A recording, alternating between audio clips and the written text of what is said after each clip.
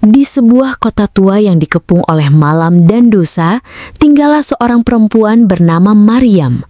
Tak ada yang tahu nama aslinya, karena ia sudah lama dikubur oleh panggilan-panggilan kotor, pelacur, perempuan jalanan, wanita murahan. Setiap malam ia duduk di balik jendela hotel murah, menanti lelaki-lelaki kesepian yang datang bukan untuk cinta, melainkan untuk pelarian. Tak satu pun dari mereka ingin tahu siapa dia sebenarnya. Mereka hanya ingin tubuhnya, bukan hatinya, bukan cerita hidupnya. Namun, tak ada yang tahu bahwa setiap usai malam yang panjang dan tubuh yang remuk, Maryam selalu mengambil air wudhu dari botol bekas di bawah ranjangnya. Ia mendirikan sholat sendiri dalam kamar yang masih menyisakan bau dosa. Ia memohon, "Ya Allah, aku najis, tapi Engkau maha suci. Aku kotor, tapi Engkau maha pemaaf. Jika pintumu masih terbuka, izinkan aku mengetuknya malam ini." Tangisnya lirih, hanya didengar tembok-tembok sepi.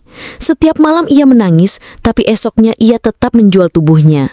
Bukan karena ia suka, tapi karena hidup tak memberinya pilihan lain. Anak sematawayangnya sakit, dan ia tak bisa menunggu keajaiban dari langit. Hingga suatu malam, Maryam tak kembali. Ia ditemukan terbujur di kamar yang sama, wajahnya damai. Tak ada riasan, tak ada laki-laki, hanya dirinya dan sehelai mukena kumal di sudut tempat tidur. Orang-orang mencibir di pemakamannya. "Dia, surga, jangan mimpi, kuburannya pasti ditolak bumi." Namun malam itu seorang lelaki tua yang tak dikenal datang. Ia ulama dari kota sebelah. Dengan suara lembut ia berkata kepada yang hadir, "Jangan kalian remehkan taubat yang kalian tidak saksikan. Jangan kalian hukum hati yang tak pernah kalian kenali.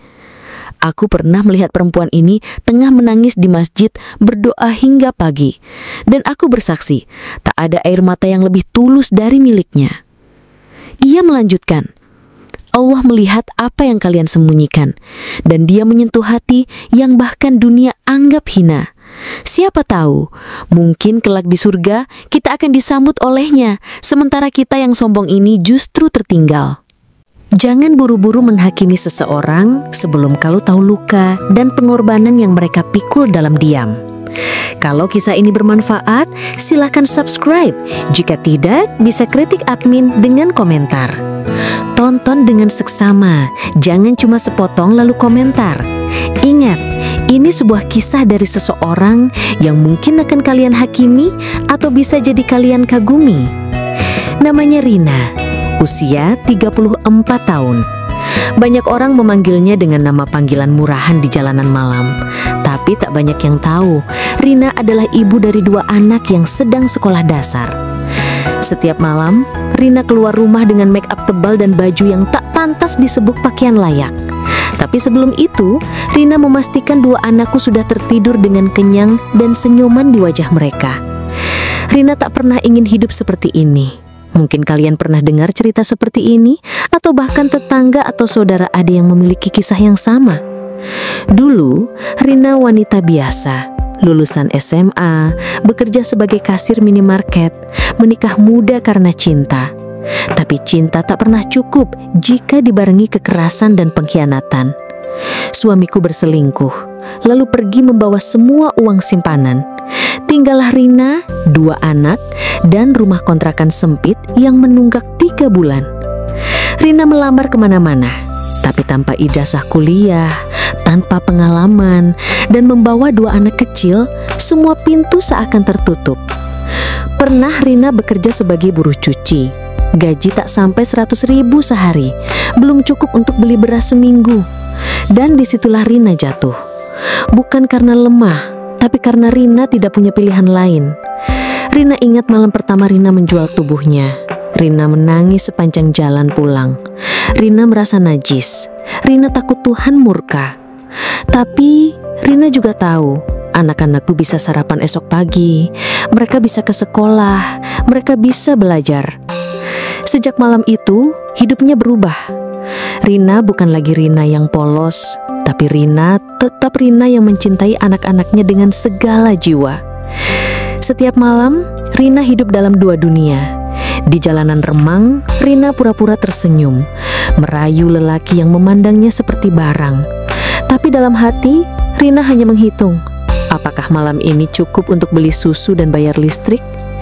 Anakku yang sulung pernah bertanya, "Bu, kenapa ibu kerja malam terus?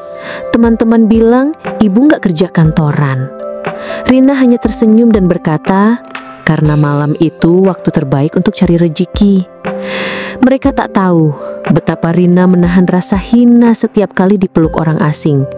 Betapa Rina mandi berkali-kali sepulang kerja, bukan karena kotor, tapi karena ingin menghapus rasa bersalah. Rina tak pernah membawa tamu ke rumah. Anak-anakku tak boleh tahu siapa ibunya di luar. Rina menyimpan semua luka dalam diam. Pernah suatu malam, Rina dipukul klien karena menolak permintaan bejatnya. Rina pulang dengan bibir pecah dan memar di lengan. Anakku bilang, "Ibu jatuh ya? Hati-hati, Bu."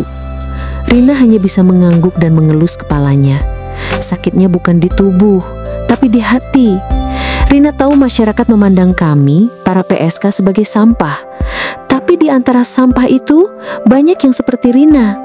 Bekerja demi anak, demi adik, demi orang tua yang sakit. Dunia tak selalu memberi pilihan yang adil. Ada yang berkata, "Kenapa nggak jualan aja?" Sudah pernah, tapi modal dari mana?